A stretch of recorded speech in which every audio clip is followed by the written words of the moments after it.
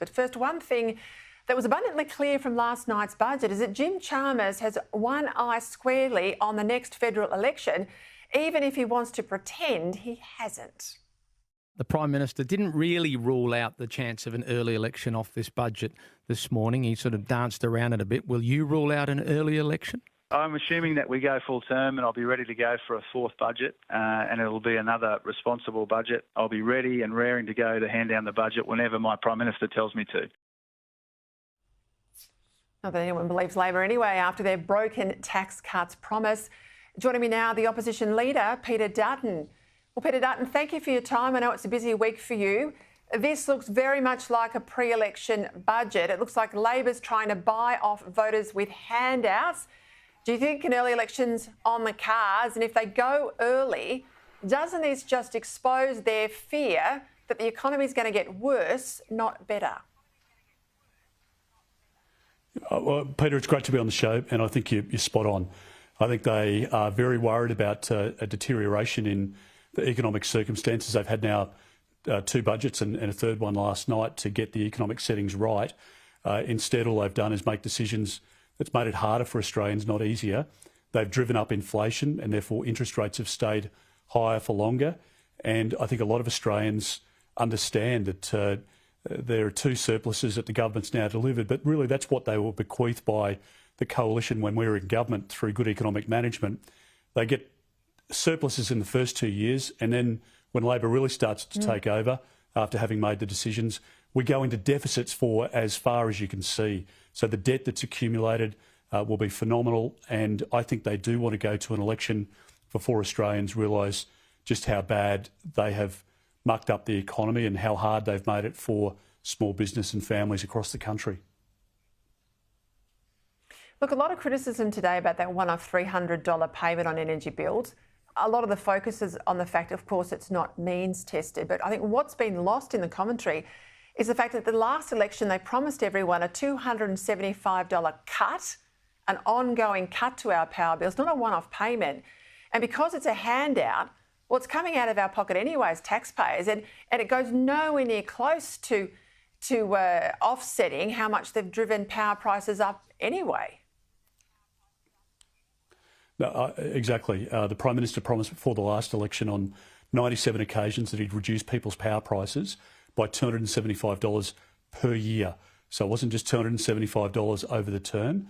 And what we know is that for the average household now, the cumulative effect of Labor's energy price increases, electricity price increases, mean that people have paid about $1,000 more.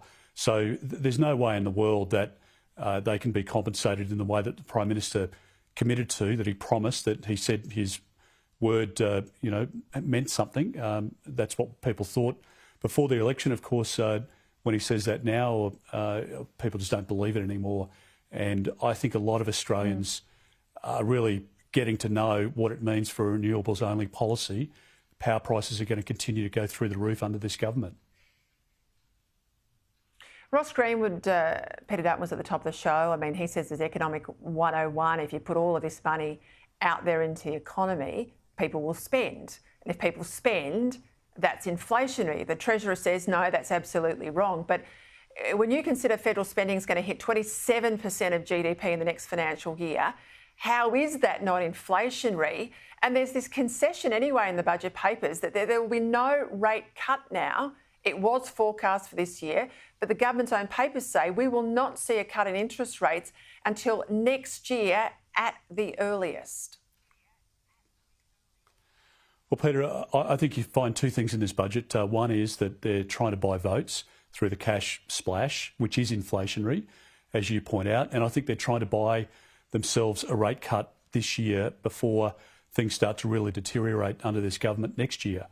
In that circumstance, we know that the Reserve Bank and all of the credible economists who have made comment overnight panning this budget, I'd frankly take their word over the word of Jim Chalmers and Anthony Albanese, because it is inflationary, and it is always the case under a Labor government that they tax and spend, and that results in higher interest rates. And interest rates will always be higher under a Labor government. History's demonstrated that, and unfortunately, the lessons of history haven't been learnt by this government.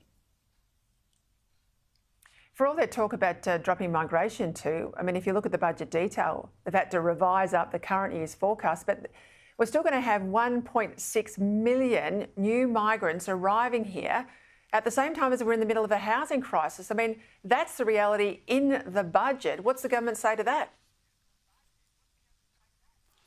Well, they keep saying that they're going to reduce the number of migrants coming into the country, but the trouble is when you get the actual figures, they always increase. So you're right, 1.67 million people over 5 years. That's bigger than the population of Adelaide. And we know that over the last couple of years, it's about 900,000 people who have come in through the migration program, and we've only built about 265,000 homes as a country. So if you ask yourself, why is there a housing crisis, why is there a rental crisis in this country? It's because of the decisions of the Albanese government. No Labor government, no Liberal government in our history has had those sorts of numbers. And it's not just housing, Peter. I mean, people know when you move into a new area, you try and enrol your kids in the local kindergarten or enrol your kids in the local school, try and get a new GP, turn up for elective surgery or to an emergency department. Everything is just chock-a-block. You jump in your car and drive to work or run the kids to school in the morning. The roads are gridlocked, and it's because there hasn't been proper planning, and it's because this government really has brought in people at a record number. We're a great country because of migration, but it needs to be properly managed, and the government hasn't done that.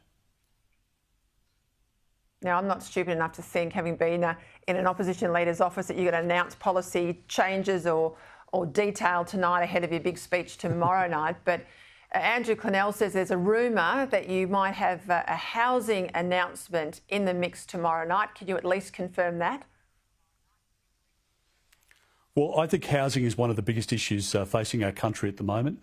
I think the energy crisis that Labor's creating, the housing crisis that Labor's created, and the security crisis that Labor's created, I think they are three priorities for our country, and you can expect that I'll have a lot to say on those issues. I think people feel less safe in our country. There are 3 boat arrivals last week, so our borders aren't as secure as they used to be. We see that the government's released 152 criminals from immigration detention. Some of them have committed egregious attacks and crimes against Australians already. We know that this government's delivered 12 interest rate rises.